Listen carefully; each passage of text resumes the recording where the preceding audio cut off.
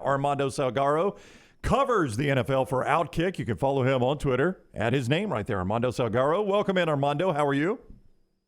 I'm doing great. I'm kind of disappointed that I have not reached friend of the show status yet, because this is like my third or fourth or fifth appearance on your show. Okay, when do I get friend of the show status? Let's quickly vote. Anybody in favor of making Armando friend of the show? Let's do friend of the show. All right, it's I see.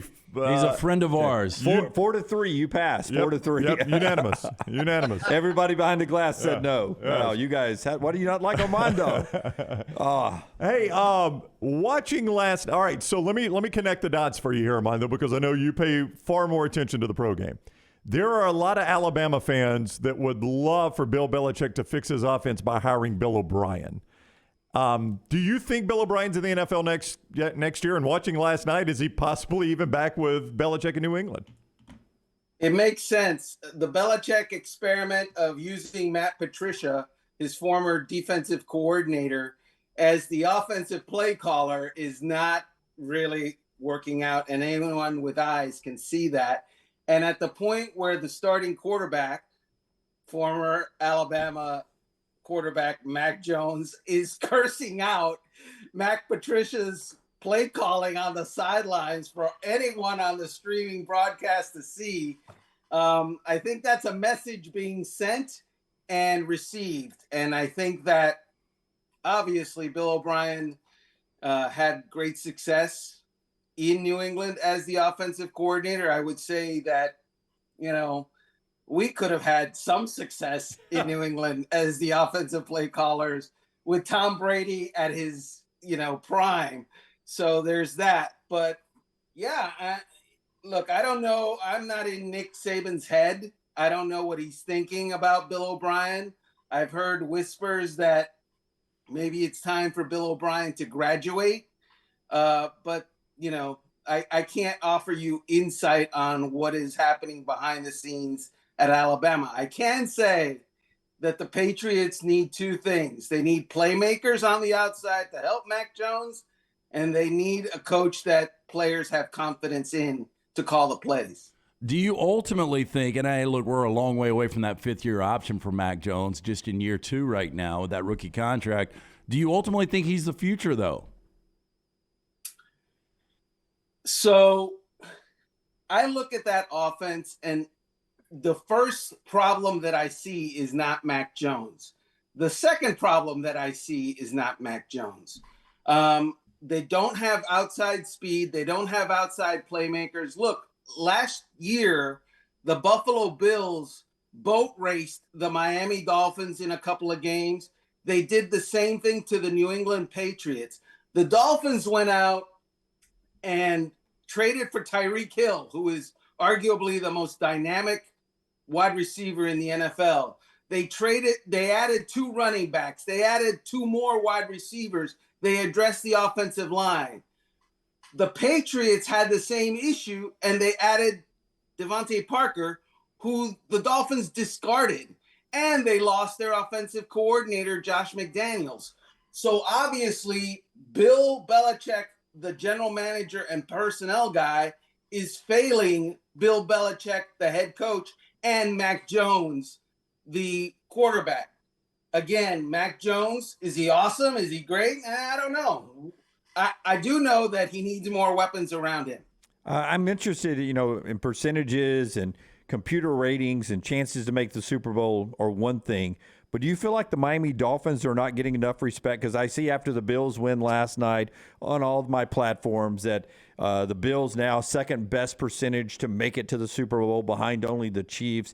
What about the Dolphins, man? How are the Dolphins not in better shape than the Bills? Right. Well, the Dolphins beat the Bills in their first meeting this year, and that was interesting. I would say to you that, the entire idea that the Bills are better than the Dolphins and the Chiefs are better than the Dolphins, I buy the Chiefs. I absolutely buy the Chiefs. Look, they've been there. They've done that. And to be the man, you got to beat the man. And the Chiefs and Andy Reid and Patrick Mahomes, they're the man. As to the Bills, it's very captivating to see Josh Allen play. It really is. He does alien things. He's not of this world. But I'm not in love with their offense and their offensive approach. And I think the Dolphins have a better approach on offense with arguably less talent at quarterback, but more talent in the whole. Armando Salguero with us on the JohnstonRVCenter.com hotline. Follow him on Twitter at Armando Salguero. Read him at Outkick as he covers the NFL there. If not the Eagles in the NFC, Armando, then who? Yeah, I guess the easy answer would be the Vikings. Maybe the Cowboys. I don't know. Let's just say this, okay? The AFC Championship game will be played in, I guess, a month and a half. That's the Super Bowl, guys. Okay? I really think that the Eagles, as good as they are and as complete as they are, I just don't see them matching up with, say, a Kansas City. Again, the Kansas City love here has no bounds, so forgive me for that. But I just like the fact that they've done it. I just like the fact that they're continuing to do it. A little small factoid. We're in December. Patrick Mahomes has not lost a game in November and December in 4 years. So he's pretty good as the Chiefs, go into the later and latter parts of the season. I don't see him falling by the wayside. And ultimately, when they get to the AFC Championship game, whoever they're playing, that's the Super Bowl.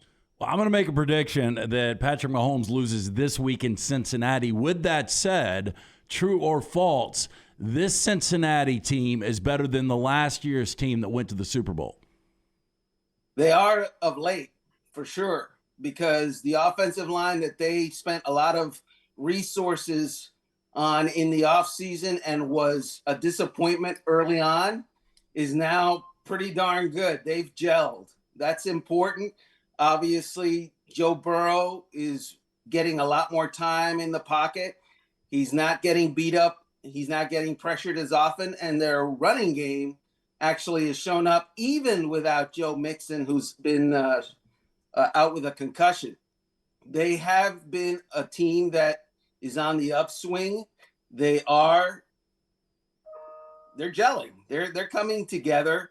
Jamar Chase is going to be back, arguably another one of those dynamic, in the best receiver in the league conversation. And I would say to you, it's hard to argue that the Bengals might beat the Chiefs, although I don't think that's what's going to happen, but I understand the argument. Friend of the show, Andy Kennedy later. Armando Salguero right now. He's friend of the show. Our friend of the show, our new friend of the show. If you had to take all the Salguero money that you've stored up over the years and put it on the Eagles or the 49ers to make it to the Super Bowl, who do you go with right now, Eagles or 49ers? If those were your only two choices. Right. So I would bet my $1.50 on I would bet my $1.50 on the 49ers. I think they're more multiple than the Eagles. Again, I'm one of those guys that sees something happen and I don't deny that it's happened. I know that the 49ers went to the Super Bowl a couple of years ago.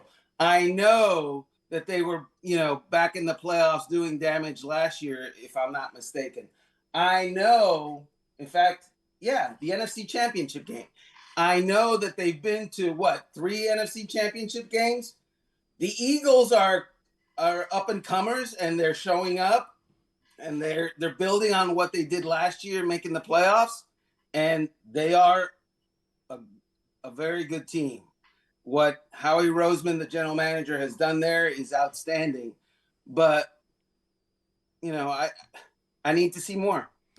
Finally, I sold my soul for the Rams last year, and I said I'll take one more before the season. I'll take one more championship, and I can die a happy man. They obviously win the Super Bowl. Now they're sitting at 3-8, and it's just an amazing turnaround. It looks like, Aaron Donald's not going to play this week. Good chance he's going to be shut down for the season. Matt Stafford probably shut down for the season. Cooper Kupp shut down for the season. My question to you, moving forward, what is the future for this franchise? The future for this franchise is they're going to have to convince their head coach, McVay, who thought about stepping away after winning it all last year, to try and come back and run it back again next year. They folded like a house of cards this year because the entirety of their plan was, we're going to stack our roster and make it very top heavy with stars, with high priced players. And when those stars or high priced players, don't perform to that status, like Jalen Ramsey, or B, get injured, like Matt Stafford, Kupp, Allen Robinson, their offensive line, it collapses. And the problem is they don't have any depth to make up for it because they traded away a plethora of draft picks so that they could add those stars and trade for those people. There's not going to be an easy fix in Los Angeles. It's a long-term thing. They don't have a first-round pick in 2023. They only have 6 picks, and 4 of them are after the 4th round. So what I'm saying to you is Sean McVay, looking at that dispassionately, could very easily say, hey, you know what? This is not what I bargained for. And it's hard to do it when you're winning. Now we're losing, and the vision ahead is a long slog. Maybe I'm going to step away for a couple of years. So I think that is job one, making sure that he comes back if they can do that. Go follow Armando. He is a friend of the show, Armando Salguero, on Twitter, and read him at Outkick. Thank you very much, Armando. Always great talking with you. My pleasure, guys. All right, buddy. Take care. Armando Salguero with us on the JohnstonRVCenter.com hotline.